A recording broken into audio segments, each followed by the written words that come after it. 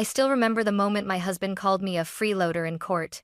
Not in private, not in an argument behind closed doors, but out loud, in front of a judge, lawyers, and a room full of strangers. I stood there, hands trembling slightly, while his attorney calmly explained how I had lived off his family, how I had never earned a real income, how I was nothing more than a financial burden disguised as a wife. My husband, Daniel, didn't stop them. His parents nodded along, as if this was the truth they had been waiting years to say out loud. People whispered. Someone laughed quietly, and I stayed silent. Because inside my bag was a folder no one had seen. Inside that folder was my real income. And when the judge finally read it aloud, every single face in that courtroom went pale. My name is Emma Carter, and for most of my marriage, I was invisible in every way that mattered. To the world, I wasn't Emma. I was Daniel's wife. At family gatherings, that's how his parents introduced me. This is our son's wife. Never my name, never my work. Just a role, carefully defined and quietly diminished. Daniel came from a family that believed money was the loudest proof of worth. His father, Richard Carter, owned part of a construction company. His mother, Linda, never missed a chance to remind everyone how hard-working their family was. They liked people who fit neatly into their expectations. I never did. At dinners, Richard would lean back in his chair and ask with a half-smile, "So, Emma, are you still working from home?" The pause always mattered more than the question. Linda would jump in before I could answer.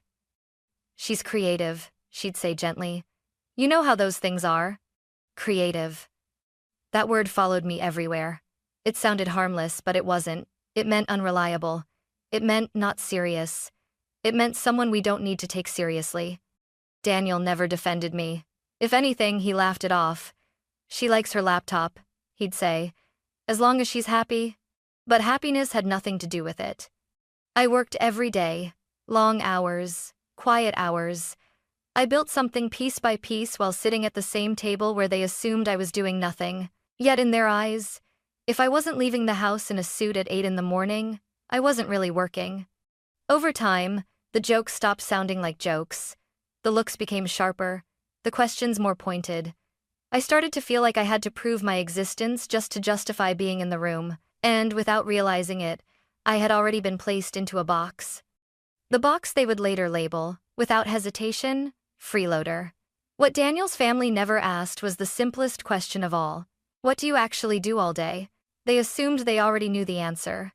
While Daniel left the house every morning with his keys and briefcase, I stayed behind. Not because I had nothing to do, but because my work didn't need an office, a uniform, or an audience.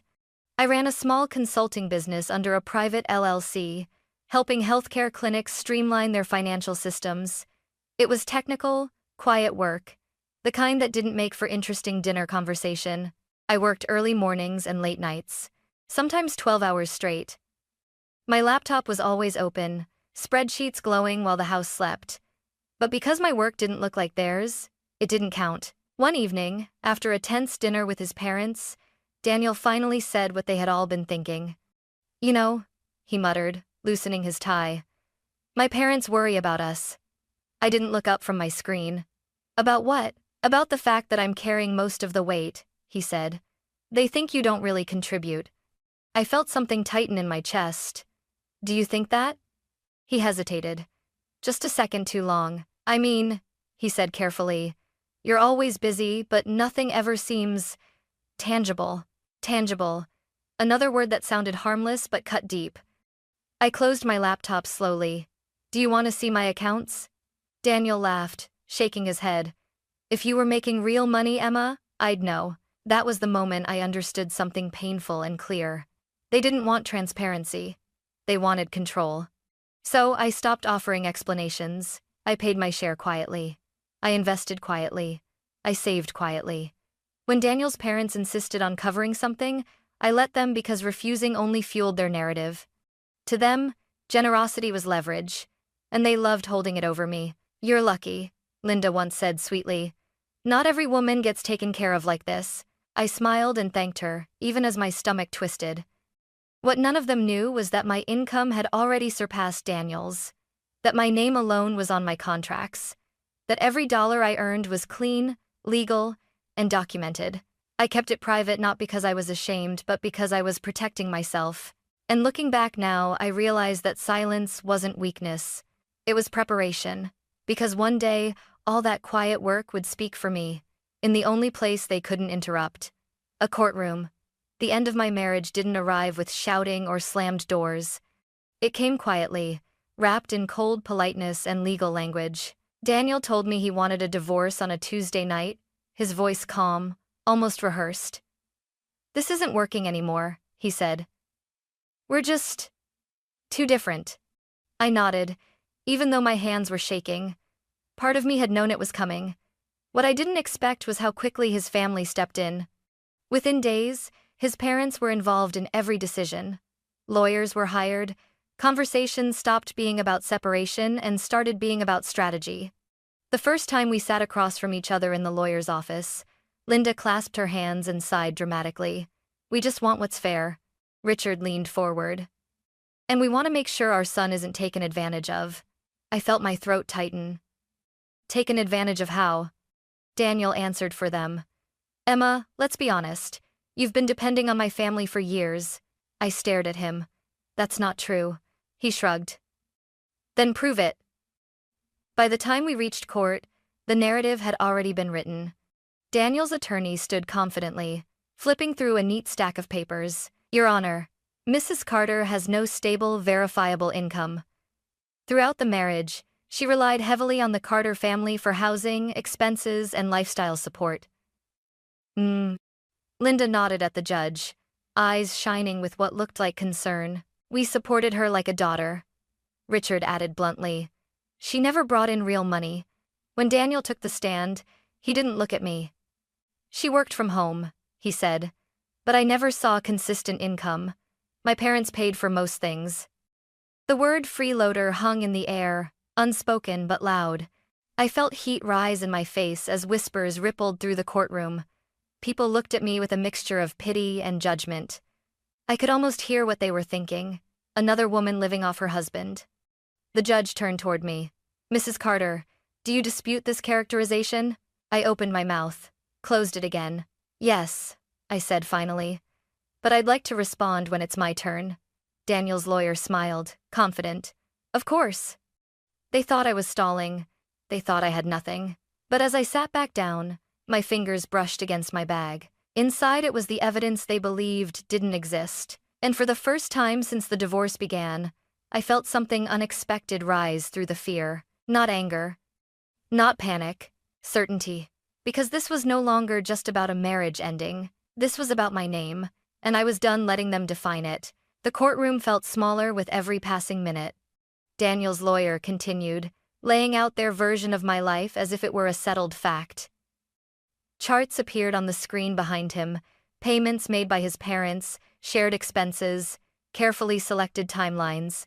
Everything was framed to suggest one simple story. I took, and they gave. I listened. Quietly. Mrs. Carter benefited from the Carter family's financial support throughout the marriage, the lawyer concluded. She has not demonstrated independent earning capacity. The words pressed down on my chest like a weight. The judge scribbled notes, his expression neutral but focused. "Mrs. Carter," he said, looking up. "You've heard the claims. Is there anything you'd like to clarify at this time?" I stood slowly. "Yes, Your Honor," I replied, keeping my voice steady. "But not yet." A faint murmur rippled through the courtroom. Daniel turned toward me, confused. "Not yet?" he whispered sharply. I didn't answer. Instead, I returned to my seat and folded my hands in my lap, forcing my breathing to slow. My heart was pounding so loudly I was sure others could hear it. I could feel Linda's eyes on me. Sharp and suspicious now, no longer sympathetic. Richard leaned toward Daniel and muttered, "She's bluffing." Maybe they needed to believe that. The judge nodded once. "Very well, the court will proceed." Witness after witness reinforced the same narrative. Daniel spoke again, repeating that he never knew how much I earned. Linda described helping me manage expenses. Richard emphasized how generous they had been. Each word chipped away at the image of me in the room. I caught my reflection in the polished surface of the table. Calm face, straight posture. a woman who looked far more composed than she felt. Inside, doubt flickered. What if they twist it? What if they refuse to believe me? But then I remembered every late night, every contract signed, every tax payment filed, every record saved. The truth wasn't fragile. It didn't need defending. It only needed space. The judge finally glanced at the clock. We'll take a brief pause before hearing from Mrs. Carter. As people shifted in their seats, Daniel stood and approached me, his voice low and tight. Emma, this is your chance to stop embarrassing yourself. I looked up at him calmly. I'm not embarrassed. He scoffed. You should be. I reached into my bag not to take anything out, but just enough for him to notice. His eyes followed the motion. What's that? He asked. I met his gaze for the first time that day. Something you should have asked about years ago. He frowned, uncertainty flickering across his face. The judge returned to the bench and tapped his gavel lightly. Mrs. Carter, he said, you may present your response. I stood again. This time I reached fully into my bag, and the silence in the courtroom turned sharp. Like the air before a storm. The sound of my own footsteps echoed as I walked toward the clerk. Every eye in the courtroom followed me. I placed the folder on the table, thin, unremarkable, almost disappointing in appearance. Daniel's lawyer glanced at it and smiled faintly, as if already bored. That's it? He asked. No exhibits? No witnesses? I didn't answer him. Your Honor, I said, turning to the judge. These are my complete financial records for the past 3 years. Tax returns, contracts, and bank statements, all independently verified. The clerk took the folder and handed it to the judge. Daniel shifted in his seat. Linda's confident expression faltered for just a second. Richard crossed his arms, leaning back unimpressed. The judge opened the folder. At first, nothing changed. He flipped the first page, then the second. His pen paused midair. The courtroom was so quiet I could hear someone breathing unevenly in the back row. The judge adjusted his glasses and leaned closer to the documents. He turned another page, then another faster this time. His brow furrowed, not in confusion, but in focus. Daniel's lawyer cleared his throat. Your Honor, if I may. The judge raised a hand without looking up. One moment. That single gesture cut through the room like a blade. I felt my pulse in my ears. Finally, the judge looked up. Mrs. Carter, he said slowly, is this income solely yours? Yes, Your Honor, I replied. Earned independently through my business. He nodded once and turned his gaze to Daniel. These records show an average annual income of approximately $680,000 over the past 3 years. The words hung there, heavy and unreal. Daniel blinked. That can't be right. Linda inhaled sharply. Excuse me? Richard leaned forward. That's impossible. She never... The judge's voice cut through them, firm now. This income is well documented, tax compliant, and legally earned. There is no indication of fraud or misrepresentation to the court. Murmurs exploded across the gallery. She makes... How much? Did you hear that? Oh my God. Daniel's lawyer stood abruptly. Your Honor, we contest. You may contest later, the judge interrupted. Right now, I'm addressing the accuracy of prior statements. He flipped back through his notes and looked directly at Daniel. Mr. Carter, you testified that your wife had no consistent income and depended financially on your family. Based on this evidence, that testimony appears inaccurate. Daniel stood up, his voice rising. She hid it! She never told us! I spoke before the judge could respond. I never hid anything from the law, I said calmly. I paid my taxes in full, every year, on time. I turned slightly, my eyes moving from Daniel to his parents. I didn't share my income because every time money entered the conversation, it was used to measure my worth, to control me, to diminish me. Linda shook her head, her voice trembling. We supported her, we helped her. Yes, I replied softly. When you insisted on helping, when refusing would have caused more conflict. Richard scoffed. So now you're blaming us? No, I said. I'm correcting the record. The judge raised his gavel slightly, not striking it, just enough to restore order. Let me be clear, he said. Financial independence does not require disclosure to extended family, and silence does not equal dependency. Daniel sank back into his chair, his face pale. The judge continued. Mrs. Carter, Based on these records, the court finds that you were not financially dependent on the Carter family during the marriage. I felt a sharp, unexpected sting behind my eyes. Not relief. Validation. The judge turned to the other side of the courtroom. Furthermore, he added, the characterization of Mrs. Carter as a freeloader is not supported by the evidence. Linda's mouth opened, then closed again. Richard stared at the table. Daniel's lawyer gathered his papers with shaking hands. For the first time since the trial began, no one spoke over me. No one laughed. No one whispered. They just stared. The judge set the folder down carefully, as if it carried weight beyond paper. Mrs. Carter, he said, his tone measured but unmistakably respectful. Thank you for your patience. Patience. I almost laughed at the word. As I returned to my seat, Daniel finally looked at me. Really looked at me. Not as his wife. Not as a burden. As a stranger. How long? He whispered hoarsely. How long have you been making that kind of money? I met his eyes. Long enough, I said. To know you never wanted to hear it. The judge struck the gavel. And in that sound, sharp, final, undeniable, everything they thought they knew about me collapsed. Their certainty, their superiority, their story, all gone. And for the first time in that courtroom, I wasn't defending myself anymore. I was standing in the truth. The courtroom settled into a heavy, stunned quiet. The judge reviewed his notes one last time, then looked up. This court finds that Mrs. Carter maintained full financial independence throughout the marriage, he said. There is no basis for claims of dependency or misrepresentation. Daniel's lawyer opened his mouth, then thought better of it. Accordingly, the judge continued, all assets held solely in Mrs. Carter's name remain hers. No spousal support is warranted. A soft wave of murmurs rolled through the room. I felt my shoulders loosen for the first time that day. The judge turned to Daniel. Mr. Carter, inaccurate testimony, intentional or not, cannot be used to penalize the other party. This court does not reward character attacks disguised as financial arguments. Also sever. Daniel nodded stiffly, his jaw tight. Linda tried to speak. Your Honor? We only wanted. The judge raised his hand again. The court has heard enough. He paused, then added, let this be clear. Financial autonomy is not deception. Silence about personal income is not wrongdoing. The law protects individuals from being diminished by assumptions. Those words landed deeper than the ruling itself. The gavel struck. Court is adjourned. As people stood, I remained seated for a moment, breathing through the aftershock. The truth had done its work cleanly, legally, without spectacle. Daniel approached me in the aisle, his voice low. You made us look terrible. I met his eyes calmly. I didn't make anything. I just stopped covering for it. Linda hovered behind him, her expression brittle. You could have handled this privately.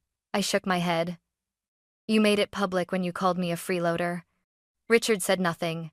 He couldn't meet my gaze. Outside the courtroom, the air felt lighter. Not victorious, just clear. My attorney squeezed my arm. You handled that with composure. The record speaks for itself. I thanked her and stepped into the hallway alone. For years, I had been told subtly, persistently, that my worth was questionable, that my work was invisible, that my independence was inconvenient. Today, the law said otherwise. Not loudly, not dramatically, just firmly. As I walked toward the exit, I didn't feel the urge to argue or explain anymore. The ruling had done what I couldn't do for myself for years. It drew a line, and on the right side of it, I finally stood unquestioned, unshrinking, and protected. The days after court were strangely quiet. No more lawyers calling. No more messages framed as concern. Just silence, clean and unfamiliar. I moved into a small apartment across town. Nothing fancy. White walls, large windows, a desk by the balcony where sunlight spilled in every morning. For the first time in years, the space felt like it belonged to me, not a version of me filtered through someone else's expectations.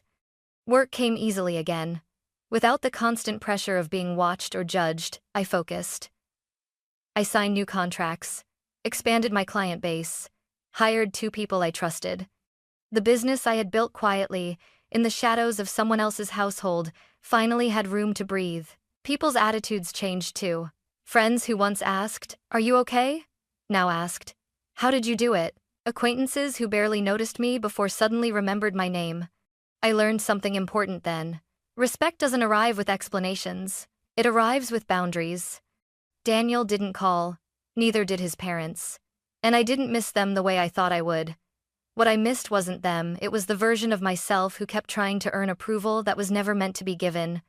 One evening, as I closed my laptop after a long day, I caught my reflection in the dark screen.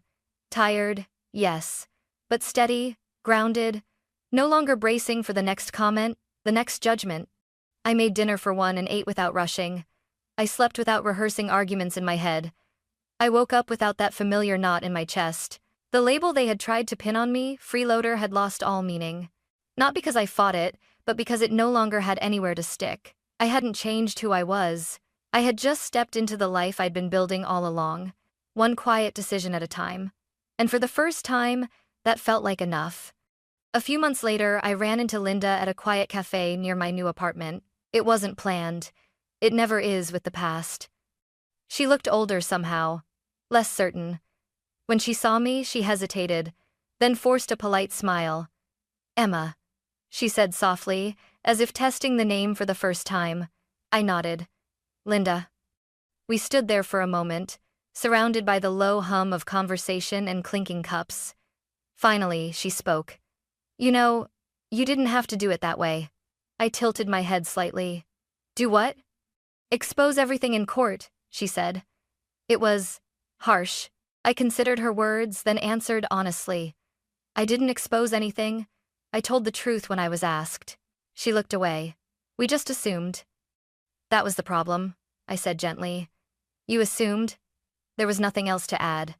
I wished her well and walked out, the bell above the door chiming softly behind me. No anger followed me into the street, no urge to explain or justify, just a quiet sense of closure. That night, I sat on my balcony, watching the city lights flicker on one by one. I thought about the woman I had been constantly shrinking, constantly translating herself into something more acceptable, and I thought about the woman I was becoming, independent, unapologetic, whole. The court didn't give me my power. It simply confirmed what had already been mine. I learned that silence can be strength, but truth spoken at the right moment can change everything. Not by humiliating others, but by restoring yourself. I no longer needed anyone's approval to measure my worth. I had my work, my integrity, and a life built on my own terms. And if there was one thing I carried forward from that courtroom, it was this. No one gets to define you just because you stayed quiet. Sometimes, the strongest response is letting the truth speak and walking away free.